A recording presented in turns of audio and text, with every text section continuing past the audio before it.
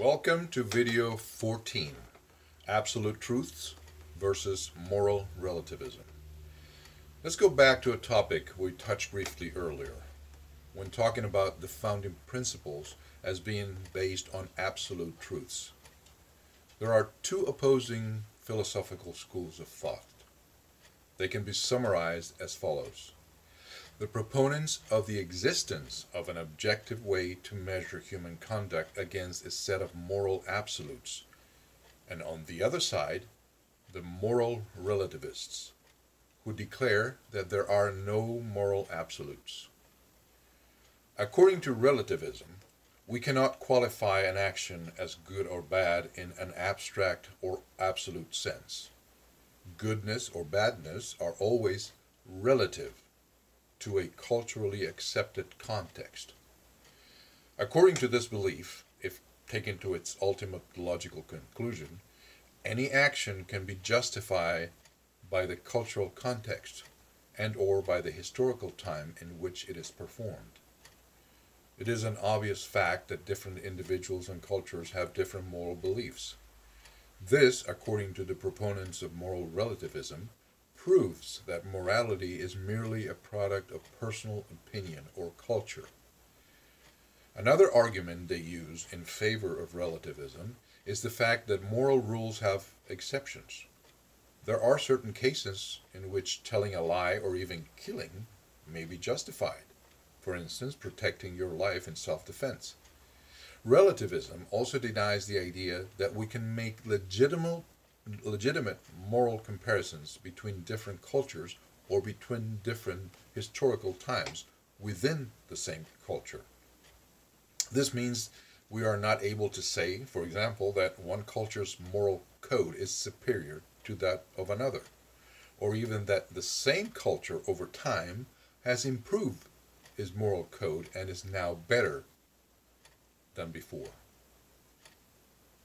This way of thinking invalidates the work of people like Mahatma Gandhi or Martin Luther King, whom we would consider reformers who improved their respective societies and the conditions of certain groups within them. How does all this translate into a concrete example? Let's take the institution of slavery, which we discussed earlier. We saw the contradiction between the fundamental principles of liberty and equality expressed in the founding documents and the existence of slavery at the same time.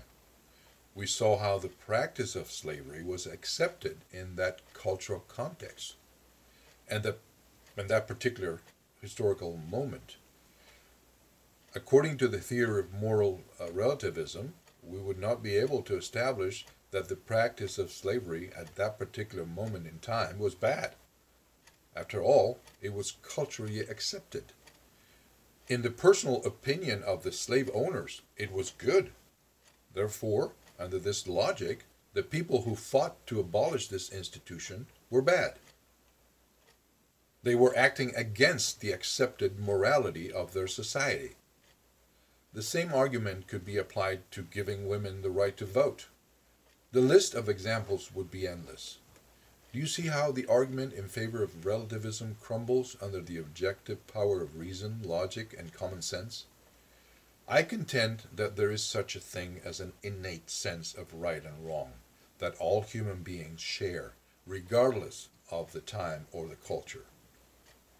There's also a natural capacity we all possess for compassion, in the sense of being able to empathize with others.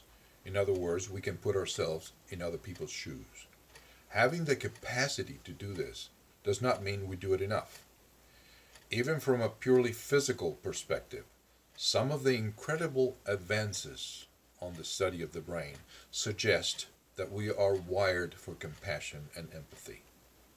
Scientists locate these tendencies in what they call the limbic system, the seat of our emotions. This is a step up in the evolutionary ladder from the reptilian part of the brain, which we share with all other species. The ancient reptilian part of the brain is responsible for our territorial, aggressive, self-preservation, and procreative instincts. On the top of the ladder would be the cerebral cortex. This is what defines the human brain. the seat of all higher functions such as language, reason, abstract thinking, etc. This is where, as we mentioned earlier, this conversation between you and me is taking place right now. This is also where the line between the physical domain of neuroscience and the domain of philosophy and religion belief starts to blur. I will stand by my humble admission of ignorance, but I have a strong hunch that there is a non-physical realm with unbounded possibilities we cannot access from this side. Although I do not subscribe to any particular religious dogma, I find it very interesting that there are certain threads of belief and philosophical understanding that unite all major religions and systems of thought throughout history, even those that developed independently of each other. In all of them, from Hinduism, Buddhism, and Taoism to the three monotheistic faiths who share Abraham as their patriarch, Judaism, Christianity, and Islam, to many others, the adherence to and understanding of the golden rule is almost instinctive. The rule being, treat your fellow human beings the same way you would wish to be treated, or, in the negative, do not do to others what you would not want done to you. There's also a visceral understanding of the concepts expressed in the Declaration of Independence, which we discussed before. This is what prompted Jefferson to use the phrase, "We hold these truths to be self-evident." That means they do not need further explanation. They stand on their own. Their validity is self-contained. So, in my opinion, there is indeed an objective standard which we can agree upon. If you do a comparative analysis of different cultures, we can analyze the progress or lack thereof made by specific cultures over time. We can measure this progress against this absolute standard. This also applies to religion and how well it adheres in practice to its core tenets. This would make me a moral universalist, but I don't care too much for labels. I encourage you to study this matter more deeply. It is of vital importance in the shaping of your point of view on most everything you can imagine. Thank you. See you next one.